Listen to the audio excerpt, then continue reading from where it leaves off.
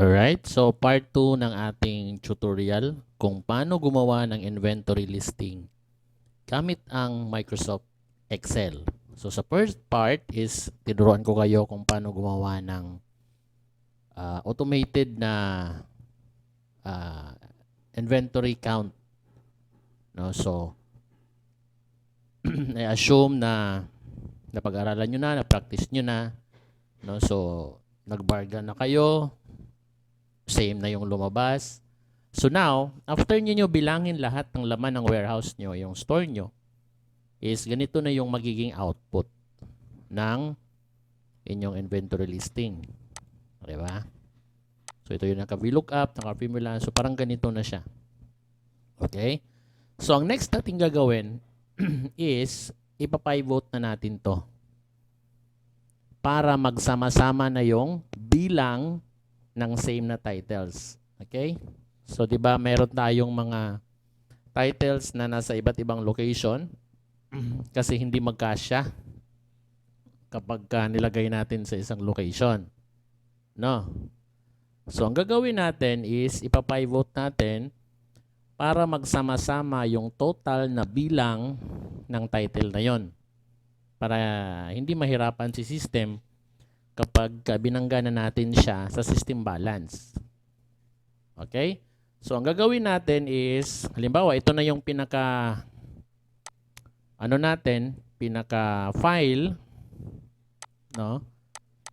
So, meron tayong total of 79,298 na pieces ng libro. So, ang gagawin natin is, ikakopy lang muna natin to. Yan. Copy natin. Tapos, mag-i-insert tayo dito ng isa pang sheet. Okay? Sheet natin to dito. Tapos, paste. Wait lang ha. Copy. Tapos, paste values only. Hindi nakasama yung formula. Kasi, pag isasama natin yung formula, mabagal. Maglo-loading yung ating pivot. So, dapat plain lang na values lang. So, paste lang natin. Ganyan. So, tingnan nyo dito, di ba? Wala nang formula dito. Di ba? Dapat may formula to, di ba? Itong material, may VLOOKUP do dito. So, nawala na siya. Okay? Ganyan lang natin. Alright. So, ang gagawin natin is ipapivot na natin to. Itong sheet na to. Huwag itong pinaka-file nyo ha. Itong, ano na to. Yan. Ano lang natin to. Yan. Ito na yung ipapivot natin. So, highlight natin. Pindutin lang dito sa area na to. Tapos, punta tayo sa insert. Right? Home, insert. Yan. Tapos, naka-highlight yan. Pindutin natin itong pivot table. Ayan. Lalabas dito yung create a pivot table. So, huwag nyo nang galawin to. Goods na yan. I-okay nyo lang to. Ayan. So, magiging ganito. So, ang importante lang naman natin para mapag-console tayo at makapag-check tayo ng variances on discrepancies, ito lang yung ISBN, which is ito. Ilalagay natin dito sa row. Tapos, ano pa ba? Description. Yan. So, yan lang dalawa. Importante. Okay? So, itong quantity, dito natin ilalagay sa values. Yan. So, dito is ISBN, description sa rows, and then, yung values is yung quantity, yung bilang natin. Alright? So, dito, sa area na to, itong pinakauna na to is, right-click natin. Tapos, punta tayo sa field settings. Tapos, click natin tong none. Tapos dito sa description naman, same din, right click, field settings, none. And then dito sa quantity, sa pinakabilang, gawin natin siyang sum para mag-total.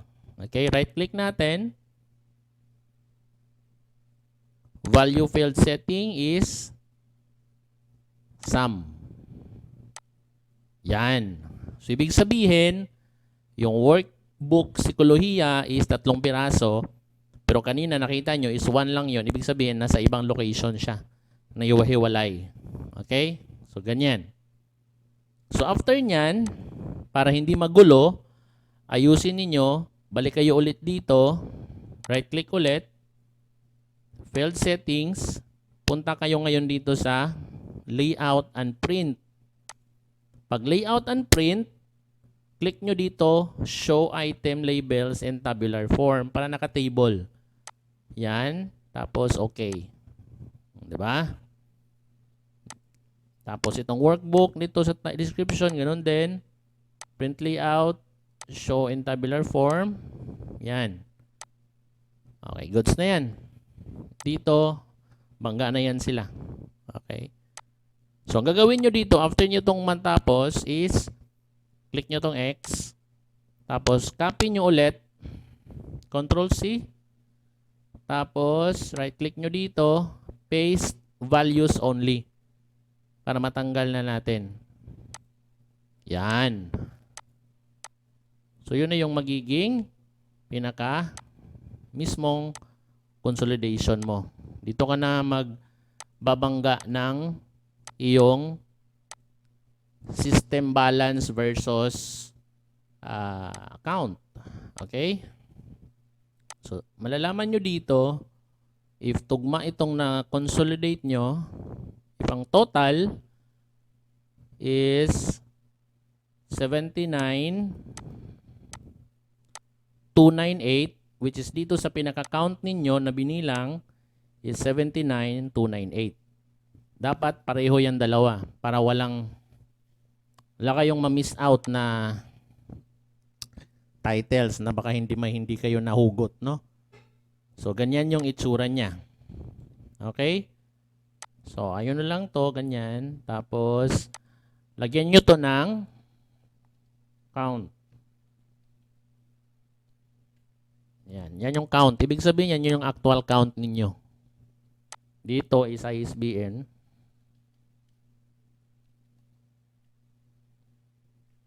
Yan. Okay? Tapos, kapag na-confirm nyo na okay yung total, tanggalin nyo tong total sa baba. Yan. Delete nyo to.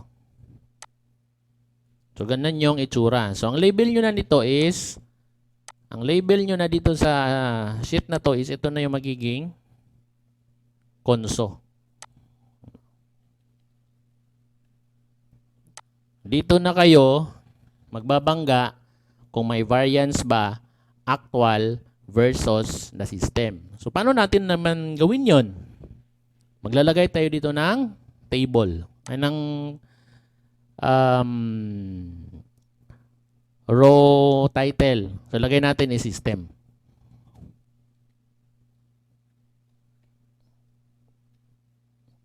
Yan. So, system. Ibig sabihin, pagbabanggain natin itong binilang natin against doon sa system. No? Lalagyan natin to ng quantity. Dito kung ilan dito yung system. Kaysa tayo, mag-isa-isa tayo ng find, di ba? Gagawin natin minsan is copy natin to, tapos punta tayo sa SOH natin, tapos control find tayo, control V, tapos ganyan, tapos lalagyan natin ng quantity na 3. Ganyan, 3 dito, di ba? Yan yung medyo matagal. Isipin nyo na lang ilang titles to. 1,000. Di ba? So matagal tong ganito. So papadaliin natin. Gamit pa din ang VLOOKUP. Okay? So dito pa rin, system pa rin tayo huhugot. So lalagyan natin to kung ilan ba to. Ilan ba itong workbook in Psikolohiya sa Pilipino dito sa system natin na hinugot natin. So, gagawin natin is balik tayo doon sa VLOOKUP, equals tayo. Click natin tong VLOOKUP. Now, ang lookup value natin is A2 pa rin kasi ito yung hahanapin natin sa system. Yan. Tapos, table array natin, yung source natin na paghuhugutan is itong SOH, yung balanse. Or yung system balance na hinugot nyo kanina. Same process, down.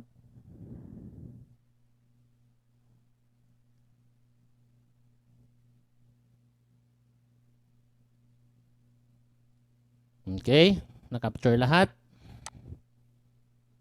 Ngayon, dito sa column index is kung nasaang column yung system nitong title na to. So, balik tayo dito sa SOH. Bilangin natin yung system balance. 1, 2, 3, 4, 5, 6, 7, 8, 9, 10. So, pang 10. No? So, lagyan natin dito ng 10. Tapos, range lookup, false pa rin yan. Diba? So, 3. So, ganun pa din dito yung approach. Same process. Lagyan natin dito ng $sign.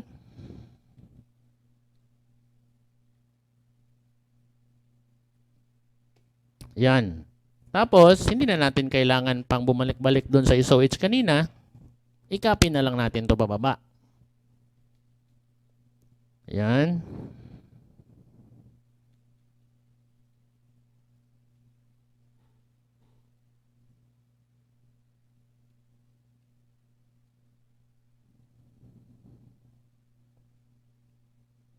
Enter.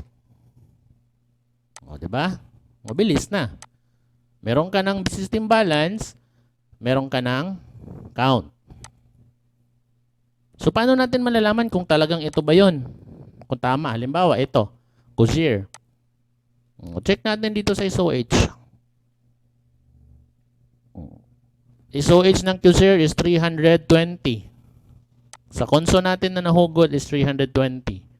Ang bilang natin is 192. Ibig sabihin, meron tayong variance. Diba? Diyan nyo malalaman yung variance. So, pwede na kayong maglagay dito ng variance. Ganyan. Okay? So, ito yung system versus count versus system. So, paano naman yung nandun sa system pero hindi natin nabilang? Yun yung pangalawang step na gagawin natin. Remember, ang bilang dito is 79,298. Pag hinugot mo tong system na to, pag tinotal mo to, it's 79,391. Pero pag tiningnan mo dito sa SOH na balance natin, it's 78,560. So, may diferensya. Diba? 78,391 dito. Pero ang actual naman talaga natin is 78,560. So, yan yung mga hindi na bilang. Alright? So, meron tayong nakaligtaan. So, paano natin gagawin yun? Paano natin i-add dito yun? Punta tayo dito sa pinaka baba. Ayan. Gagawa tayo ngayon ng isang konso. Itong SOH na to, kakopy natin to, lagay natin sa dulo. Yan. So, dito tayo magbabangga. So, i-delete natin tong, ano ba to? Yan, material number. Kung ano lang yung nandun sa isa, description lang, yan lang. Tapos, delete natin tong, eto. Tapos, delete natin tong price. Okay. Para pareho sila ng tatlong column. And 1, 2, 3. Dito sa isa, 1, 2, 3. Now, ngayon dito, ito yung system to ha. Lagyan natin ng system. Lalagay tayo ngayon ng count. Kasi ang purpose natin dito is para malaman natin kung ano yung nasa system na mga hindi pa nabilang natin. Alright? So, ang gagawin natin is ganito. We look up tayo. Itong A2 na to. So, magiging table array natin. Ang source natin ng table array is asan na? Itong konso. Itong konso na to. Dito tayo kukuha ng balance. Yan. Dito tayo kukuha. Again, dito is babanggain natin yung system versus count. Yung kanina, dito is count versus system. So, pagbabalik ta rin lang natin para malaman natin kung meron bang nasa sa system pero wala tayong actual kaya hindi natin nabilang. So, ito yung purpose na to. So, ang table array natin dito will be itong konso. Now, yung column index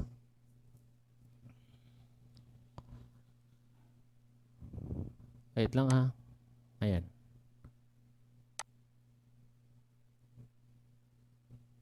Wait lang natin.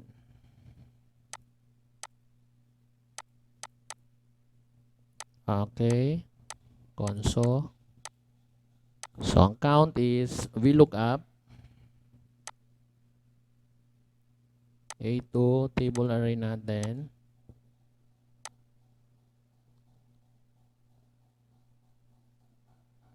Itong konso na to.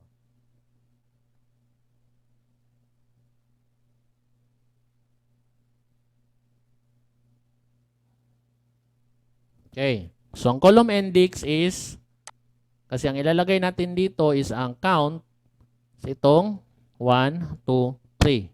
So, 3. Yan. Tapos, false. So, same process. Lagay ng $sign. $sign. $sign. Yan. Copy nyo to.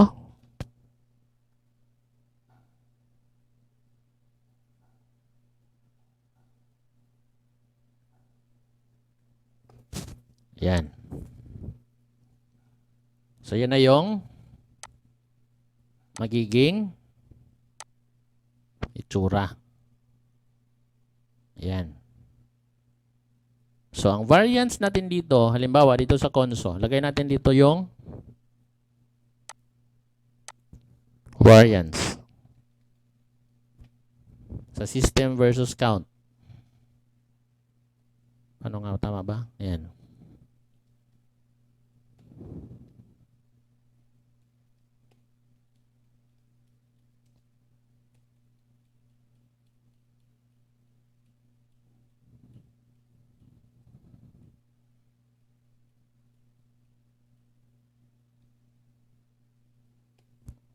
Yan. Okay? Ang hahanapin natin dito is yung merong NA. May NA. So, paano natin malaman yon? Dito sa sheet na to, ano lang natin to? Sort. So, Alt-DS. Alt-DS. Yan. Sort natin. Itong variance side. Itong 1, A, B, C, D, E. So, column E. Yan. Smallest to largest. Ayan. Okay. Hanapin natin yung naka-in A. Yan.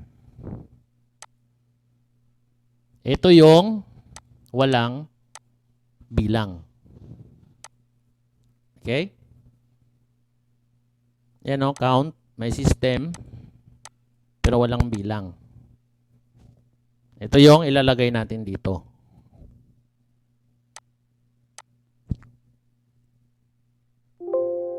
Tingnan nyo, ha? Ito, ilalagay natin sa kabila. Dito, sa pinaka-main file, console file natin.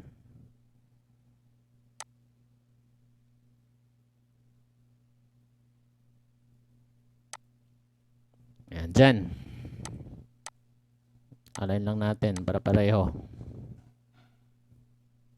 Yan. So 0, ibig sabihin NA, ibig sabihin ay baliktad. Ito is system to. Dito yan. System. Tapos ito, walang count to, di ba? Wala tong count. Yan o. Count is 0. NA. So 0 to. Hindi natin nabilang. So i-total natin ngayon yung count. 79298, same. Magkano yung system? System is 78560. Ilan yung system natin na nahugot? 78560. Diba?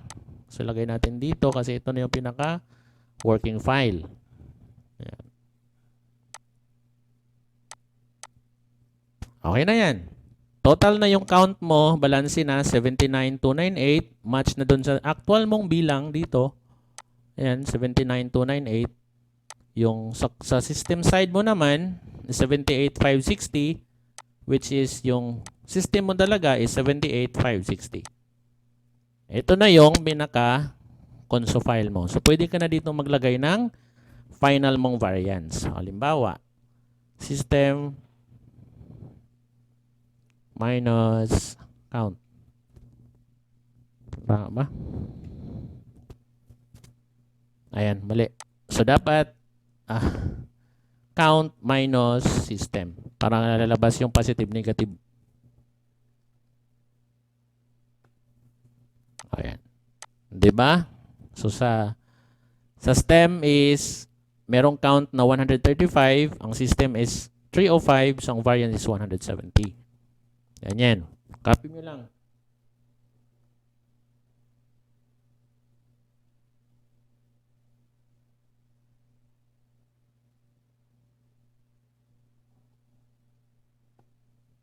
Yan. So, meron ka ng variance file. Alright? So, paano natin to malinis? So, ang gagawin nyo na lang is, copy nyo ulit to, create kayo ng isa pang sheet, copy, move to, and create a copy. Para hindi nyo na to magagalaw. Kasi ito na yung pinaka-ano ninyo eh. Pinaka-consolidated file. So, dito na kayo magre-recon. Dito na yung recon. Yan. So, again, highlight. Sort nyo lang. Alt, DS. Ang isusort natin is yung variance. Lagay natin smallest to largest. O, yan. So, ibig sabihin, meron tayong for recount ng Earth and Life. So, itong mga nga zero na to, itong zero section na to, itong mga 0, 0 na yung variance, goods na to. Wala na to silang variance. Halimbawa, lagay mo lang. Wait. Lagay ka dito ng isa. Halimbawa, no variance. So, ibig sabihin, ito yung mga titles na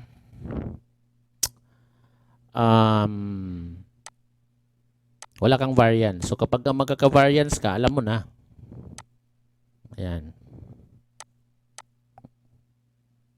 Tapos, delete mo lang to. So, ayan. Meron ka ng variance report. So, pwede ka na mag-recount. Okay? Recount ka na. Balik ka na doon sa RCL mo kung saan mo to pwedeng makita. Bilangin mo ulit. Ito yung variance mo. Yan. Negative. Tapos dito sa baba, positive. Okay? Saan nakuha nyo? Again, if you have some questions, medyo mabilis yon, but alam ko nasundan nyo. Paulit-ulitin nyo na lang itong video na to para makuha ninyo. The same process lang yan. VLOOKUP. And then, eto, meron na kayong sariling inventory recon na magagamit ninyo quarterly, monthly, para meron kayong basihan kung nasaan yung area, kung anong period kayo medyo malakas yung bentahan. That's the right time na magkakaroon kayo ng inventory na sarili ninyo. Mabilis lang naman mag-inventory ngayon kasi updated na lahat ng mga bargains natin or mga barcodes na nababasa na lahat, no? Hindi kagaya nung una na meron pa tayong 10 digits, so medyo struggling. But ngayon, using this Excel na format, kaya nyo na itong gawin sa sarili ninyong branches. Sana nakatulong. If you have some questions, feel free to message me, contact me, and I'll be glad to help you out para ma-master nyo to. I've been doing this since 2008 up until now, and it's working for me. Kaya nami-minimize ko yung variances ko to the minimum level, to the lowest level being a warehouse. Sana nakatulong and enjoy the rest of the weekend. Happy watching. Thank you for watching. And if you haven't subscribed to this channel, please do so. And I'll be glad to share more tips para sa inyong lahat. Maraming salamat. Adios.